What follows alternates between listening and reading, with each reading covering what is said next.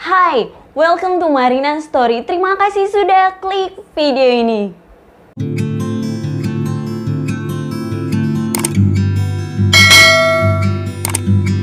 Kali ini aku mau bahas tentang cerita yang lagi viral di TikTok dan juga di Facebook. Kira-kira teman-teman udah pada tahu nggak ya? Cerita ini merupakan kisah nyata yang terjadi pada saat perang saudara antara Korea Selatan dan Korea Utara 60 tahun yang lalu.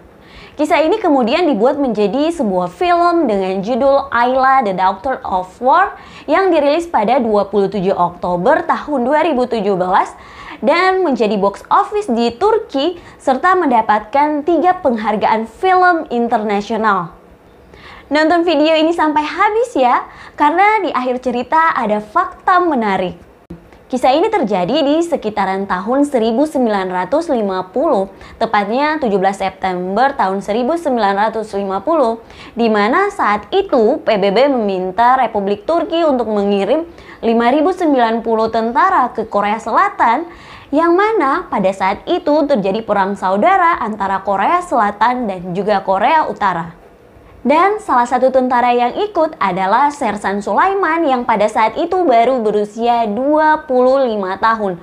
Sersan Sulaiman meninggalkan keluarga dan juga kekasih yang akan dinikahinya bernama Nuran demi tugas kemanusiaan ke Korea. Sesampainya di Busan, para tentara Korea disambut meriah, tetapi tidak lama kemudian terjadi peperangan dengan tentara musuh. Usai melalui perang yang sangat sengit, Sersan Sulaiman dan pasukannya bergegas kembali ke pangkalan militer dengan memasuki hutan.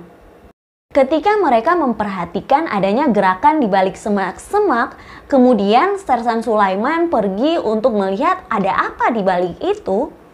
Dan ternyata dia menemukan gadis kecil yang tengah duduk meringkuk kedinginan dengan mata yang sangat ketakutan tengah memegang tangan ibunya yang telah menjadi mayat.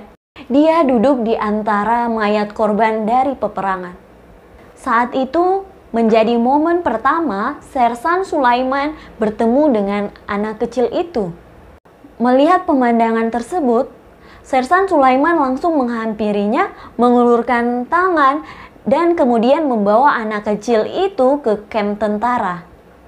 Markas militer bukanlah tempat yang ideal untuk membesarkan seorang anak kecil. Tapi seluruh tentara yang ada di situ menganggap bahwa anak kecil ini adalah bagian dari mereka yang membutuhkan perhatian dan kasih sayang. Anak kecil ini kemudian diberi nama Ayla oleh Sersan Sulaiman yang berarti bulan. Ayla begitu mudah beradaptasi dan menganggap semua yang ada di situ sebagai paman, kecuali Sersan Sulaiman yang dia panggil sebagai baba atau ayah. Sersan Sulaiman begitu menyayangi Ayla dan mengurusi semua kebutuhan Ayla layaknya anak sendiri. Walaupun tinggal di kamp tentara dan dengan suasana perang, tetapi semua kebutuhan Ayla terpenuhi dari makan, susu, sampai dengan baju baru. Ayla kemudian diajari cara membaca dan menulis dalam bahasa Turki. Dan dia kemudian dengan cepat dapat memahami dan berkomunikasi dalam bahasa Turki. Kasih sayang Sulaiman semakin hari semakin tumbuh. Sulaiman tidak ingin kehilangan atau terpisah dari anak kecil ini.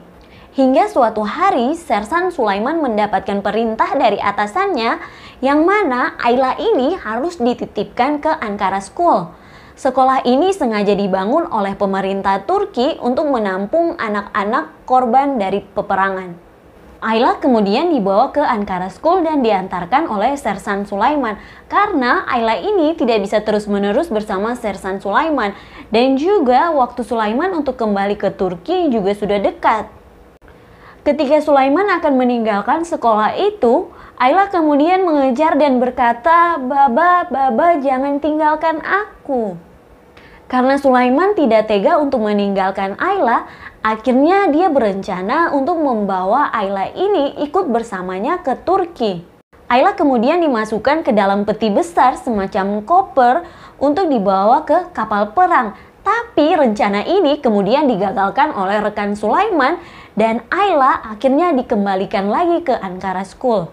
Momen paling sedih dimana ketika Sulaiman dan Ayla akan berpisah.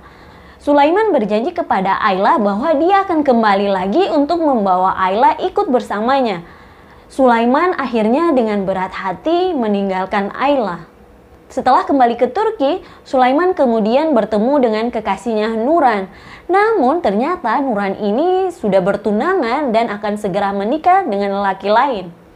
Akhirnya Sulaiman memilih menikah dengan perempuan pilihan ayahnya bernama Nimet.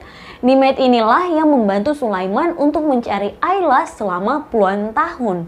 Mereka melakukan pencarian di kantor kedutaan Korea yang ada di Turki, tapi tetap tidak ada hasilnya karena Sulaiman ini tidak punya cukup data untuk mencari Ayla. Yang tersisa hanya ada foto-foto sewaktu di markas militer. Nah, ternyata nama Ayla ini sudah berubah. Nama Ayla ini kan pemberian dari Sulaiman, namun ternyata Ayla menggunakan nama Koreanya. Suatu hari, Sulaiman dan istrinya menghadiri sebuah acara yang dibuat khusus untuk veteran militer perang di Korea Selatan. Saat itu, ada jurnalis Korea Selatan yang meliput.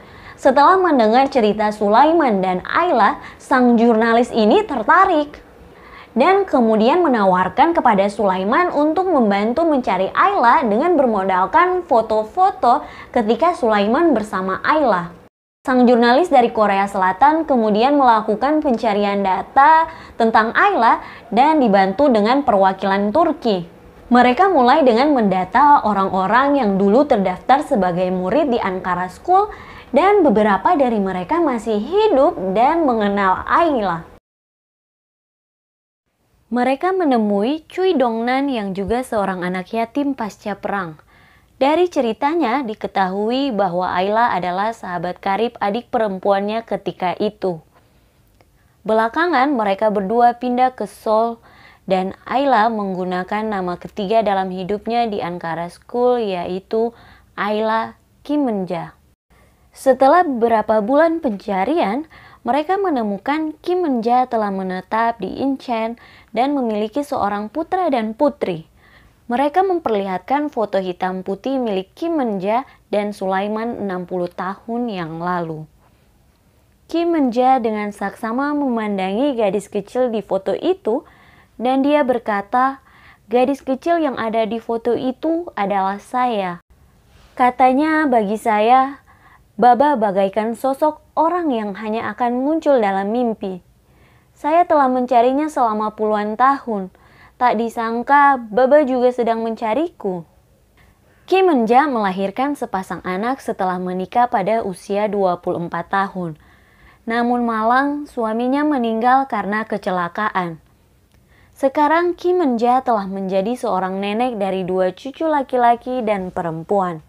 Pada tahun 2010 lalu, Sulaiman ke Korea Selatan bersama teman-teman seperjuangannya yang masih hidup untuk menghadiri upacara peringatan 60 tahun Perang Korea kala itu.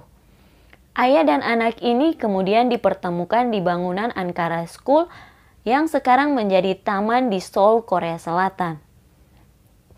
Meski telah berpisah selama 60 tahun, namun dalam hati Sulaiman, Kim Eun-ja selamanya adalah Aylanya yang lucu.